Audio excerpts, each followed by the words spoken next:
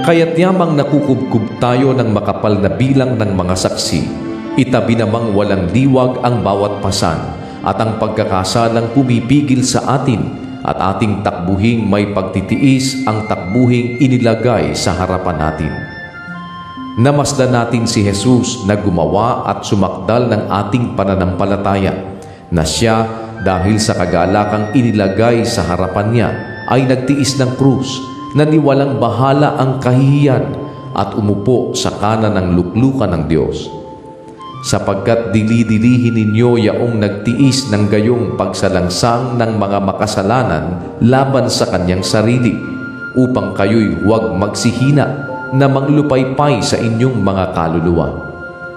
Hindi pa kayo nakikipaglaban hanggang sa mabubuang dugo na nakikipag-away laban sa kasalanan. At inyong nilimot ang iniaral na ipinakikipagtalo sa inyong tulad sa mga anak. Anak ko, huwag mong waling bahala ang parusa ng Panginoon o manglupaypay man kung ikaw ay pinagwiwikaan niya. Sapagkat pinarurusahan ng Panginoon ang kanyang iniibig at hinahampas ang bawat tinatanggap na anak. Na dahil sa ito'y parusa, kayo'y nagtitiis. Inaari kayo ng Diyos na tulad sa mga anak, sapagkat alin ngang anak ang hindi pinarurusahan ng kanyang ama? Datapwat kung kayo'y hindi pinarurusahan, napawang naranasan ang lahat, kung gayo'y mga anak sa ligaw kayo at hindi tunay na anak. Bukod dito, tayo'y nangagkaroon ng mga ama ng ating laman upang tayo'y parusahan at sila'y ating iginagalang. Hindi baga lalong tayo'y pasasakop sa ama ng mga espiritu at tayo'y mabubuhay? Sapagkat katotohanan tayo'y pinarusahan nilang ilang araw ayon sa kanilang minagaling, ngunit siya'y sa kapakinabangan natin upang tayo'y makabahagi ng kanyang kabanalan.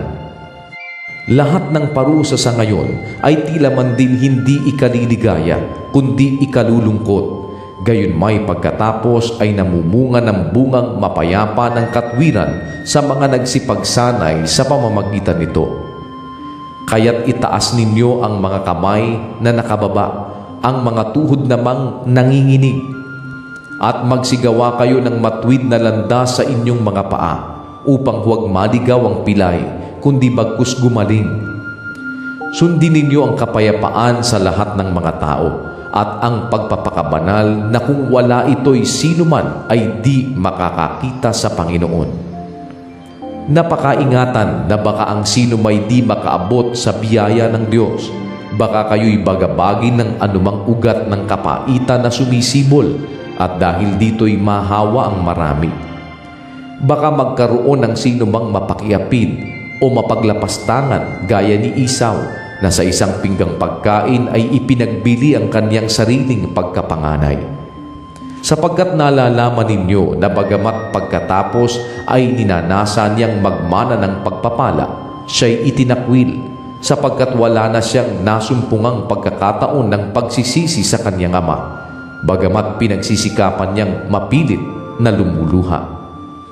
Sapagkat hindi kayo nagsilapit sa bundok na nahihipo at nagliliyab sa apoy at sa kapusikitan at sa kadiliman at sa unos at tunog ng pakakak at tinig ng mga salita, na ang nakarinig ng tinig na ito ay nagsipamanhik na huwag nang sa kanila'y salitain pa ang anumang salita, sapagkat hindi matiis ang iniuutos, kahit ang isang hayop kung tumungtong sa bundok ay babatuhin.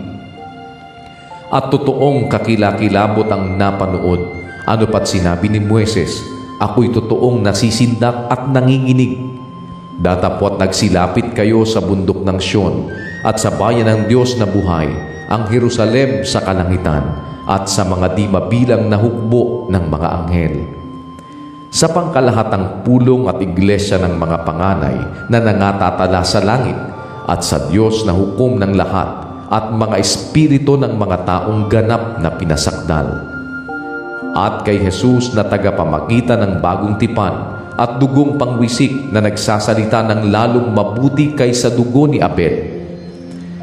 Pag-ingatan ninyong kayo'y huwag tumanggi sa nagsasalita, sapagkat kung hindi nakatanan ang mga nagsitanggi sa nagbalita sa kanila sa ibabaw ng lupa, ay lalo pa tayong hindi makatatanan na nagsisihiwalay doon sa nagbabalitang buhat sa langit, na ang tinig na yaon ay nagpayanig noon ng lupa, datapwat ngayon nangako siya na nagsasabi, minsan pang yayanigin ko, hindi lamang ang lupa, kundi pati ng langit.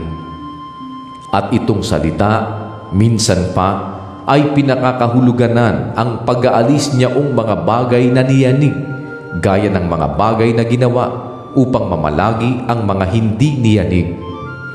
Kaya't pagkatanggap ng isang kahariang hindi magagalaw, ay magkaroon tayo ng biyayang sa pamamagitan nito ay makapaghahandog tayong may paggalang at katakutan ng paglilingkod na nakalulugod sa Diyos. Sapagkat ang Diyos natin ay isang apoy na mamumugnaw